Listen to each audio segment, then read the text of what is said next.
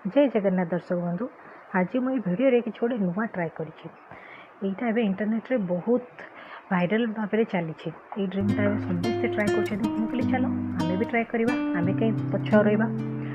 तो मुझे ट्राए कली घरे बनवा सोडा आज्ञा नेचुरल प्रक्रिया आम सोडाटा बनवा ताप मुझे गोटे स्टेरिलाइज बोतल नहीं जाइए। बोतलटा स्टेरिलाइज होता निहाती दरकार। तादरे मु स्ट्रॉबेरी किछिटा लेंबूर स्लाइस अदा आउ महू पकई आपड़ चाहिए कमला भी करें।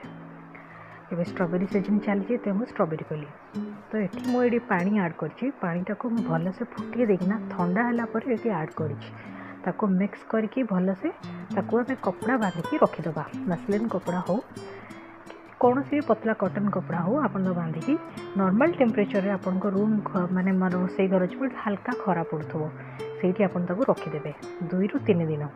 जब देखिए एमती फेण आसीगला उपरकू ताको सांगे सांगे आउ गोटे एयर टाइट बोतल को सही बोतल भी स्टेरिलाइज हो बोतल रे ट्रांसफर करदे। तार मुँह को भल से बंद करेंगे अदरवाइज जो सोडा बनवा स्टार्ट हो से गैसटा लीक हो सेटा यही दुईटा ध्यान देवे। गोटे हूँ बोतल स्टेरिलाइज हो आउ गरम पानी यूज करेंगे। गरम पानी को भल से ठंडा कलापर यूज करेंगे।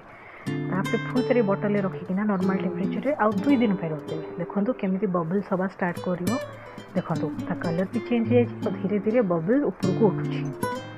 तो ये आम खोलिया को रेडी करवा मुझे खोलिकी सर्व कली देखो केमी यहाँ ट्राए करेंगे आ मत कहे केमती लगे। धन्यवाद।